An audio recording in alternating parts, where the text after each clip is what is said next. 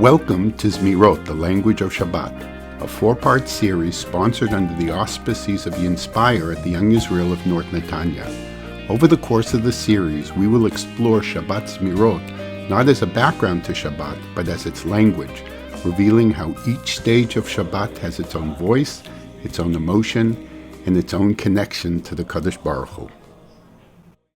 So I would like to thank our sponsors again, Helen and Jake Weikoltz, for sponsoring this series of shiurim in memory of their fathers, Le'iloi Nishmat Naftali Chaim ben Moshe Tzvi and Zion ben Baruch Mordechai.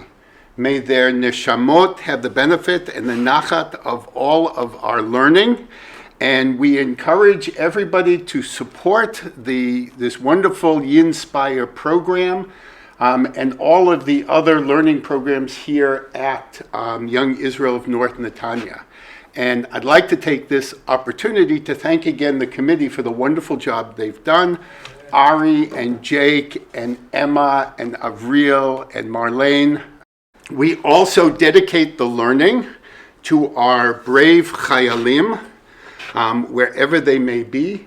May the Kadosh Baruch Hu protect them, give them victory, heal their wounds, and bring them home safe and sound. Amen. May the Kadosh Baruch Hu also give the zechut of our learning to Achenu B'nai Israel around the world who are in terrible danger, and may He protect them and save them.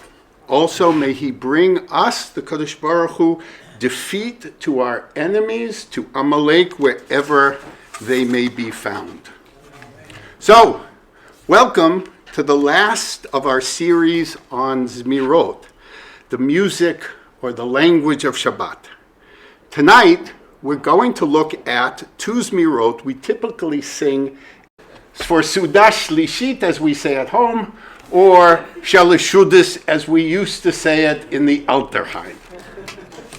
So Shabbat, around Mincha time, the sun begins to dip beyond the sea, and in those minutes, we begin to realize that our time with the Kadosh Baruch Hu is coming to an end. The work week is about to begin again, and our ability to spend our time wrapped in Kedushat is almost over. And precisely because its departure is inevitable, we cling to these final moments even more tightly. And we say, Kashe alai predatchem. It is difficult for me to leave you. These words that are cited by Rashi were actually not written about our longing to spend more time with the Kadosh Baruch Hu. They were written to express Hashem's desire to spend more time with us.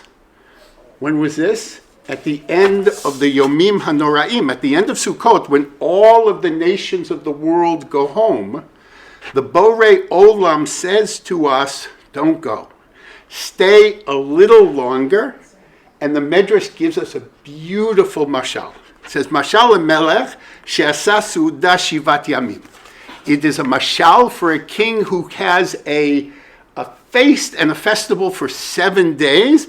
V'zimein kol b'nei adam b'medina. And he invites all of the members of his kingdom. After 7 days, he says to his best friend, we've done our bit for the nations of the world. Now let you and I go into the kitchen and find something to eat and spend some time together. In short, I don't want you to go. On Shabbat, we say to him that we want to hold on to Kedushat Shabbat for just a little longer. And we say to him, Kashe alai predatchem. Please don't go. In his biography, Days of Awe, the Rav Yosef Dov Soloveitchik, tells the following story. Not far from where our family lived, there was a Moditcha steeple where I would occasionally go for Shalashudis. The Hasidim would sing B'nai Hachela Hashem ro'i lo echsar, again, b'nei hachela, again, Hashem ro'i. It occurred to me that they weren't singing because they wanted to sing. They were singing because they did not want to allow Shabbat to leave. I remember an encounter in this shtibel as a small child. I asked naively one of the men who had been singing most enthusiastically, as it was well after nightfall, "When do we daven Mariv?" He replied, "Do you miss weekdays that much that you can't wait to daven Mariv?" It is worth noting that the Zemirot that they sang, B'nei Hechala, is a Hasidic Zemira that they sang at Shalashudis because it captures intimacy, the mystical closeness, quiet yearning, and the atmosphere of fading light. Its slow, haunting nigun feels more like lingering in the divine presence. In short, it has all of the characteristics of this time of Shabbat. Tradition has it that the words were written by the Arizal himself, and the music was written by the Baal HaShulchan, who is Rabbi Yehuda Ashlag, who is one of the most influential Kabbalists of the 20th century. The time of Seudat Shlishit is the height of Kedushat Shabbat. Borrowing the image that we've been using throughout this series of a wedding, this is the time of Yichud. The Rashba, Rabbi Shlomo ben Aderet, tells us that everything that comes in a cycle of 7, the peak of its Kedusha comes at the end. So Shabbat is the peak of Kedusha for the week, and this time Shabbat after Mincha is the peak of Kedusha for Shabbat. The Zohar calls this time Rava de Ravin, and they tell us, it says Tachazi, it says come and see. In the Gemara we don't say Tachazi, we say Tashma, come and hear. But there's something about vision and seeing when it's Zohar. Come and see. During all 6 days of the week when the time for Mincha arrives, harsh judgment begins to assert itself and the forces of judgment are awakened. But on the day of Shabbat, when the time for Mincha arrive, there is found Rava de Ravin, which is the desire of all desires, which means the moment of deepest divine favor and intimacy. Rava de Ravin, from this we can understand that at the waning of Shabbat, there is an intensification of divine chesed and intimacy. In fact, the Zohar describes Seudat Shlishit almost as a farewell meal that we share with the Shekhinah itself. All this is to say that Seudat Shlishit is an extraordinarily delicate and spiritual moment. And the Zemirot that we sing reflect the love and the intimacy and the pain of separation. Now, I know I have been spending more time than I have in previous shiurim on the nature of this particular time of day. And that is because I have found that many of us have lost our sensitivity to the specialness of this time in Shabbat. The Zemirot of Seudat Shlishit sound different than the Zemirot we have talked about for Friday night or Shabbat day. They are slower, as I keep using the word, more intimate, more longing. They are not there to help us learn. They are there to help us feel. And tonight, we will look at two Zemirot that give voice to this emotional world of Seudat Shlishit. The Parak of Tehillim, Mizmor L'David, Parak Kaf Gimel, and Yedid Nefesh.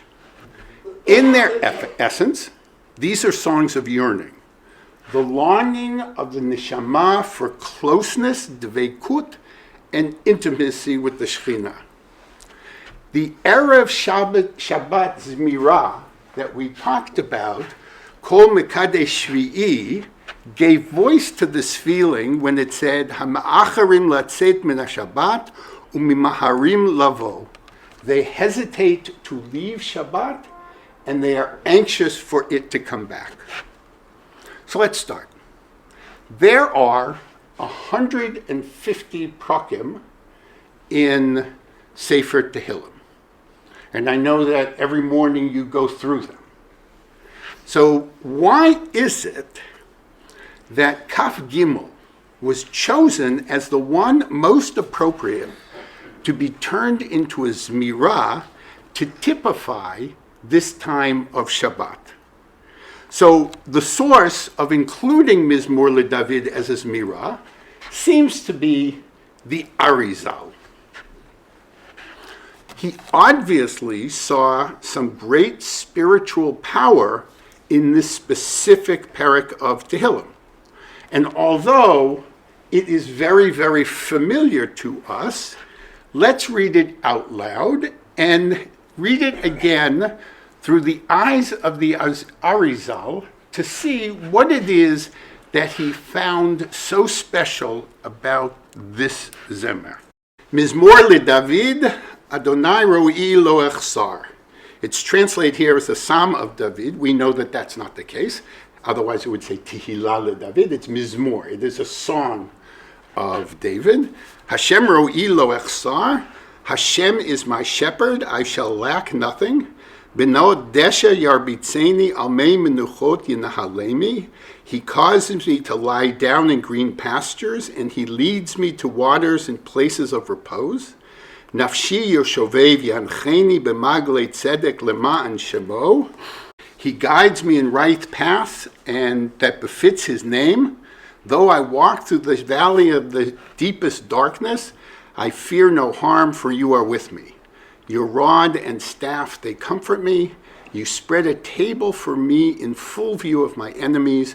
You anoint my head with oil.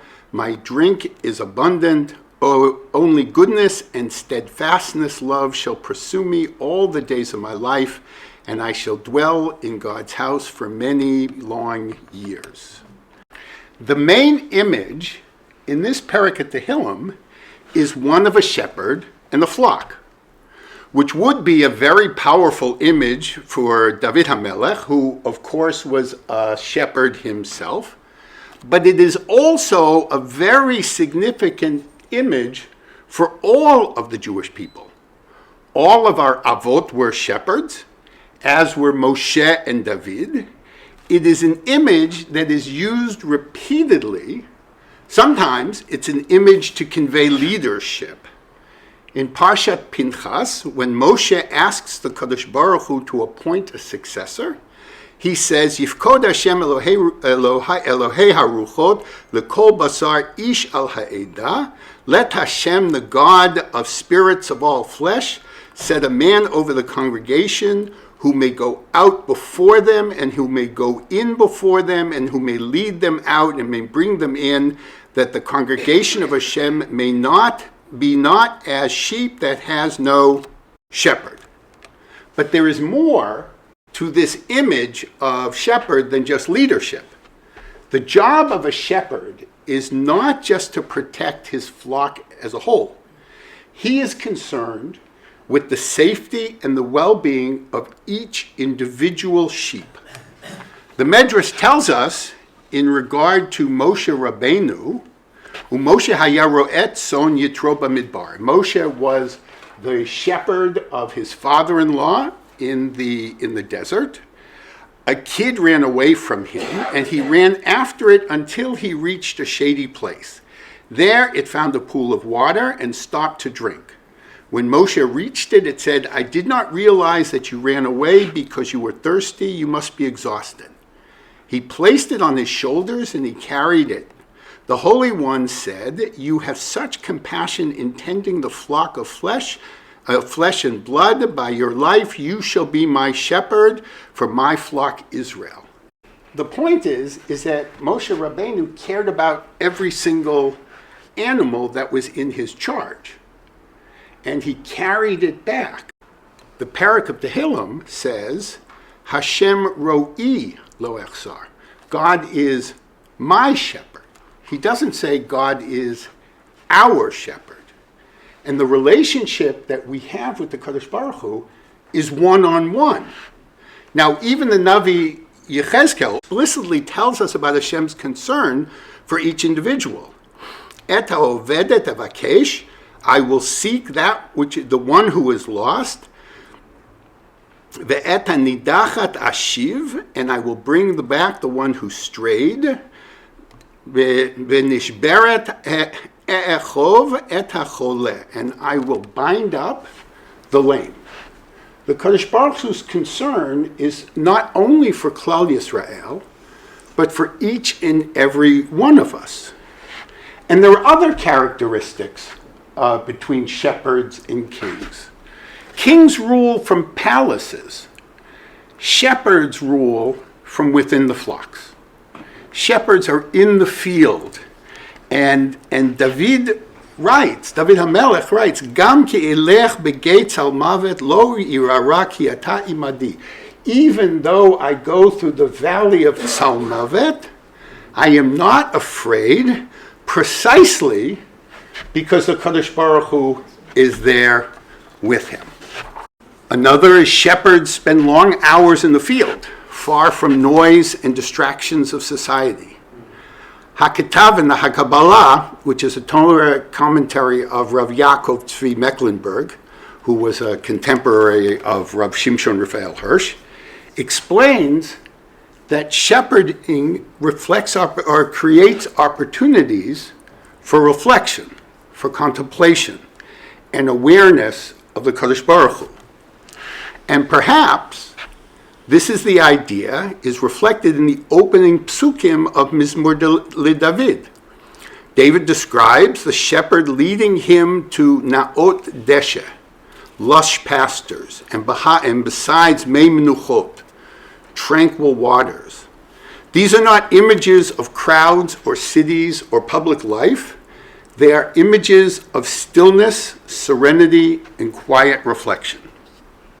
It is in this environment that the soul can hear what is often drowned out by everyday noise.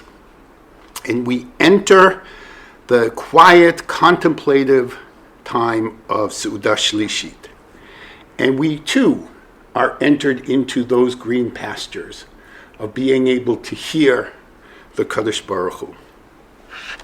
So there is one final reason, in my opinion, why Mizmor L'David is especially appropriate for Seudat Shlishit. Chazal and later Jewish thinkers saw this meal not as only a time of intimacy and closeness with Hashem, but it is also a foretaste for the future redemption. The Vilna Gaon said that the 3 Shabbat meals equate to three stages in our history. The first meal is Yetziat Mitzrayim. The second is Matan Torah. And Seudat Shlishit with the future Geula. Rav Tzadok HaKohen describes this time as Oro Shel Mashiach. It is the time of the light of Mashiach. And if that's true, then the choice of Mizmor L'David becomes even more meaningful.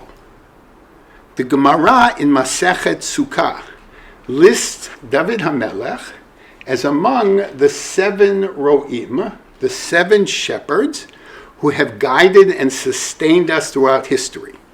But David HaMelech is not just a shepherd. He is the shepherd king, from whose house will come Mashiach.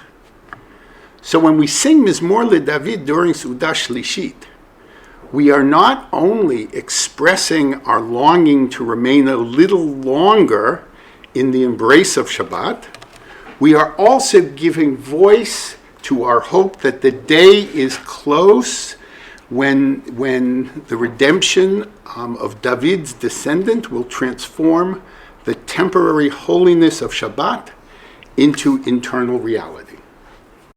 So if Mizmor L'David is the voice of trust in the shepherd who walks with us, Yedid Nefesh is the voice of personal, burning, lovesick longing.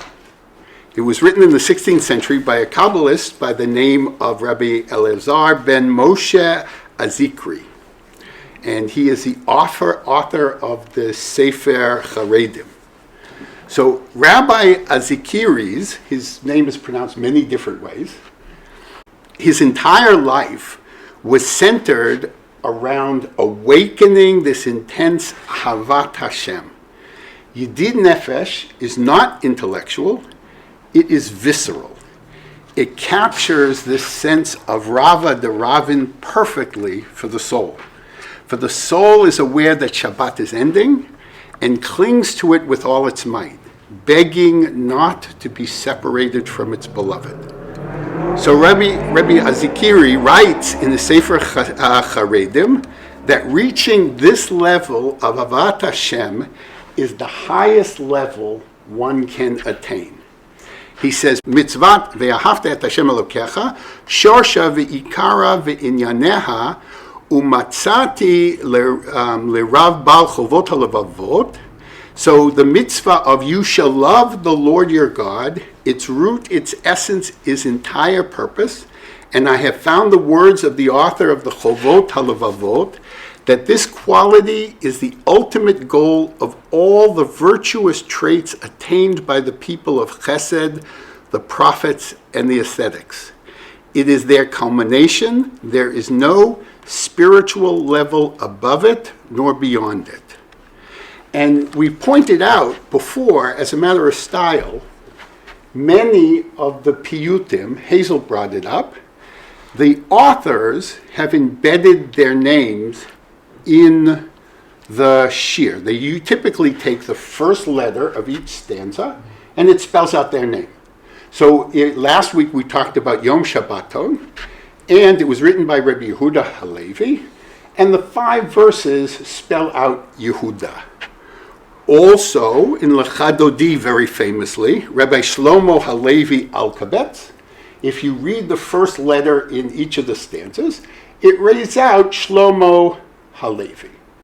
Let's just turn for the moment to source 10, which is the lyrics for Yedid Nefesh. Okay, what is that? What does he spell out? What name does he embed? Hashem. Right? It almost feels like a teenager writing the name of his crush on the inside of his notebook again and again and again. As surprising as this comparison may sound, it is remarkably close to the Rambam's own description of what Ahavat Hashem should feel like. So Rabbi Azikiri tells us that Ahavat Hashem is the highest spiritual attainment, and the Rambam tells us what this attainment feels like. What is this is from the Mishnah Torah Hilchot Tshuva. What is the proper degree of love? That a person should love God with a very great and exceeding love until his soul is bound up in the love of God. Thus he will always be obsessed with this love as if he is lovesick. A lovesick person's thoughts are never diverted from the love of that woman. He is always obsessed with her when he sits down, when he gets up, when he eats and drinks. With an ever greater love, the love for God should be implanted in the hearts of those who love him and are obsessed with him at all times and are commanded, love God with all your heart, with all your soul. This concept was implied by Solomon, by Shlomo in Shir HaShirim, when he stated as a metaphor, I am lovesick.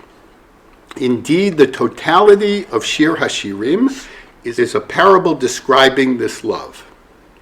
This is Yedid Nefesh.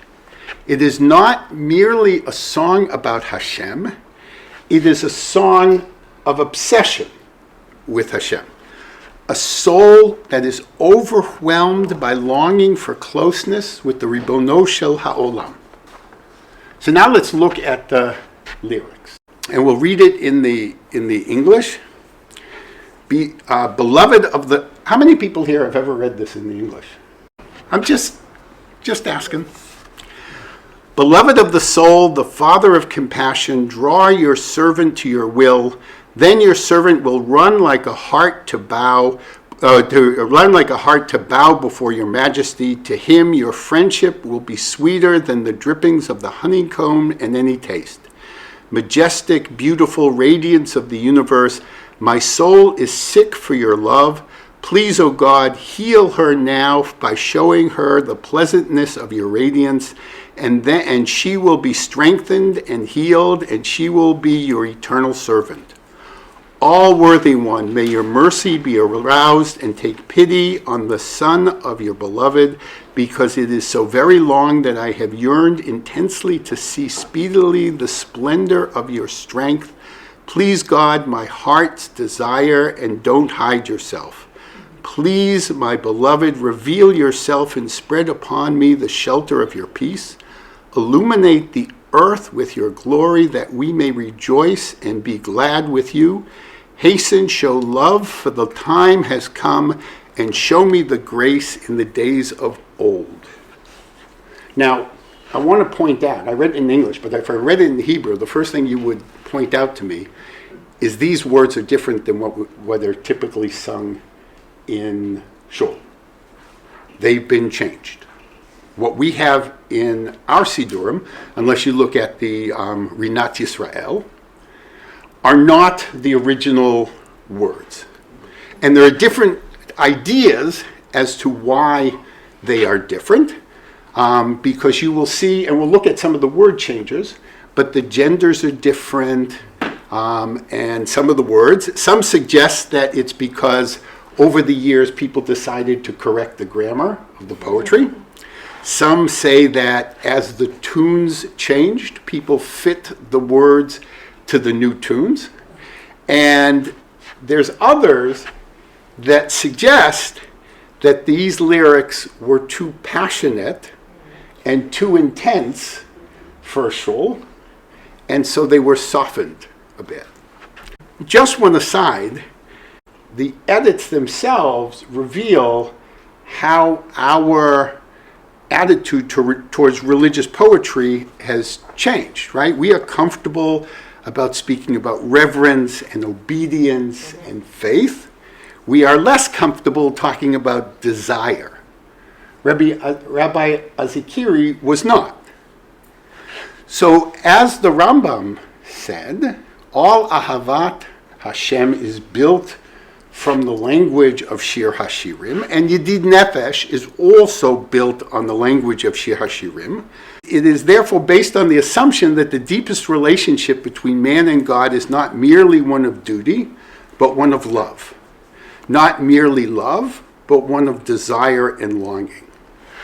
So for our purposes here, we need to look at this poem as it was written by Reb Azikiri, so we can understand its full force and impact.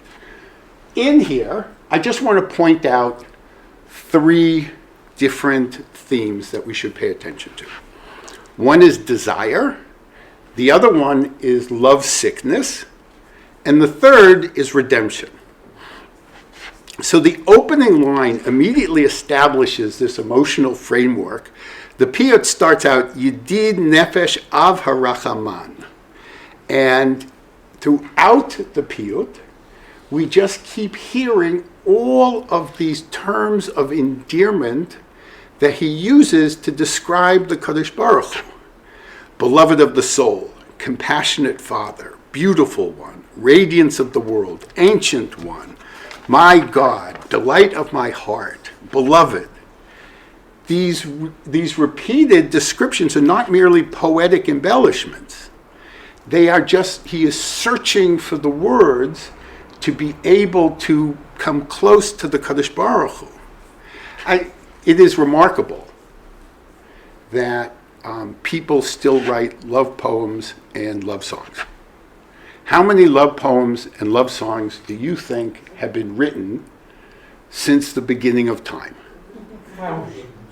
My guess is millions. So why is that? Why is that? I mean, somebody should have found it, but we constantly are looking for ways to express ourselves differently, deeper. So God is simultaneously intimate and transcendent. He is close and beyond reach.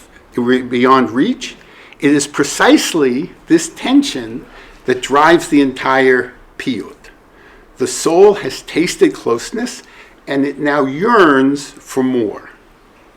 So the opening request captures this perfectly. It says, Meshoch avdecha el ritzonecha. Draw me towards your will. The soul does not desire that it will come to the Kadosh Baruch Hu on its own. It asks to be drawn. Like the bride in Shir HaShirim who cries out, Mashkeni acharecha v'narutza. Draw me after you and we will run. So Rabbi Azikiri understands that true dveikut begins with divine invitation. The lover longs to run towards the beloved, but first the beloved must draw him near. The second theme that I want to point out is love sickness. If you remember, the Rambam talked about love sickness a lot. And it says, Hadur na'eh ziv ha'olam, majestic, beautiful radiance of the universe, nafshi cholat ahavatach, my soul is sick for your love. El na refa na la. Please, O God, heal her now by showing her pleasantness of your radiance. Then she will be strengthened and healed, and she will be your eternal servant. Shifchat olam. So the critical line here is El na refa na la, which is obviously an allusion to Miriam, to Moshe Rabbeinu's plea from Parshat Bahalotcha that we read last week to cure his sister from tzarat, which is, if you think about it, is a very strange connection to make. But if we think about this, this is a plea from Moshe Rabbeinu, which is a desperate cry to the Kadosh Baruch Hu to save his sister who saved him, his sister who raised him, and his sister who stood by his side. The word na in the Torah is a very, very powerful word. It doesn't mean please. It means please. It is an emotion that comes from here expressing this sense of desperation.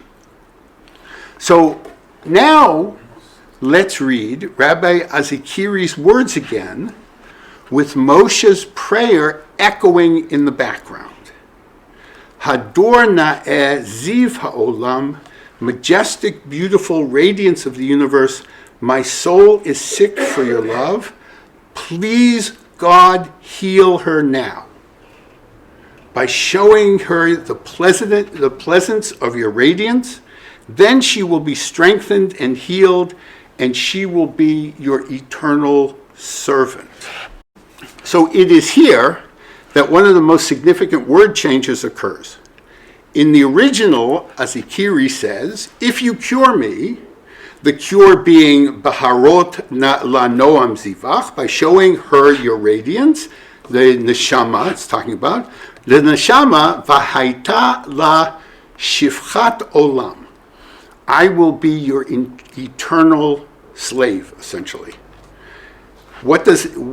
Where do we say that also? In Sefer Tehillim, that we say during Hallel.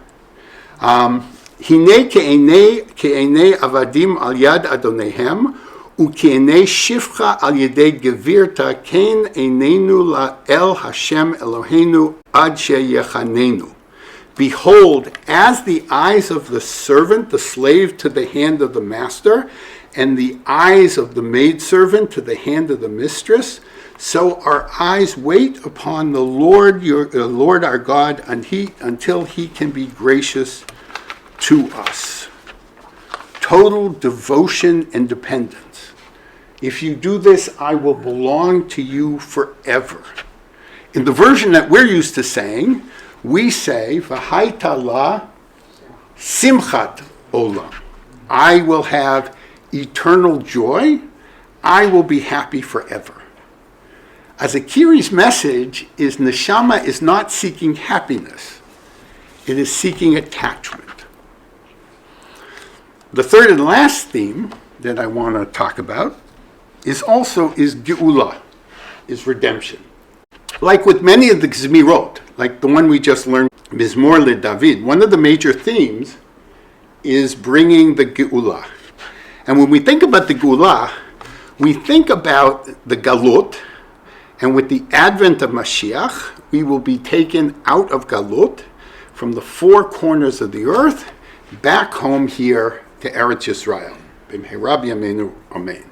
And this is certainly true, and it is echoed in the final stanza. Higale na ufros chaviv alai et sukat shlomecha. Please, my beloved, reveal yourself and spread upon me the shelter of your peace. Illuminate the earth with your glory, and may we rejoice and be glad with you. Hasten, show love, for the time has come, and show me grace as in days of old. And it is clearly a reference to the pasuk in Sefer Tehillim, Ata takum tirachem Tzion, ki et lechanana kiva moed. You will surely arise and take pity on Zion, for it is time to be gracious to her. The appointed time has come. Which means that we are waiting for the time of the Geula. But why is this Geula so intertwined with this idea of Shabbat? The Mishnah tells us in Masechet Tamid, in analyzing the shirei of the Yom, it tells us the following when it comes to discuss the shiur shel Yom HaShabbat. Hashir shehayu haleviim omrim b'mikdash. These are the shirim that we sing in the Beit HaMikdash, that we say every day in Shachrit. B'Shabbat hayu omrim. On Shabbat they used to say Mizmor shir liyom HaShabbat. And then it goes on and it says Mizmor shir la'atid lavo. It is a song for the future. Liyom shekulo Shabbat. To the future where every day is only Shabbat, menucha lechaye ha'olamim, an everlasting rest. Yemot HaMashiach is described as Yom Shekulo Shabbat, a day that is entirely Shabbat. So what does that mean? That means a day we eat cholent all day? I am not complaining. That would be a wonderful day. But and you get to sleep all Sunday. So the Medrash tells us the following, if you look at source 14. Bishvi'i mahu omer. Right, on the seventh day, what did they say? Mizmor shir liyom HaShabbat. It says, Yom shekulo Shabbat. It is a day that will be all Shabbat. She'ein bo lo achila. There'll be no eating. V'lo shtia. And no drinking. V'lo masa umatan, and no commerce. Ella, rather, tzadikim yoshvim. Tzadikim will be sitting with crowns on their head, and they are sustained by the divine presence. As it is said, they beheld God, and they ate and they drank. They are like the ministering angels. And it says here, v'nozin miziv hashchina. They will be satisfied, they will be fed by the radiance, right?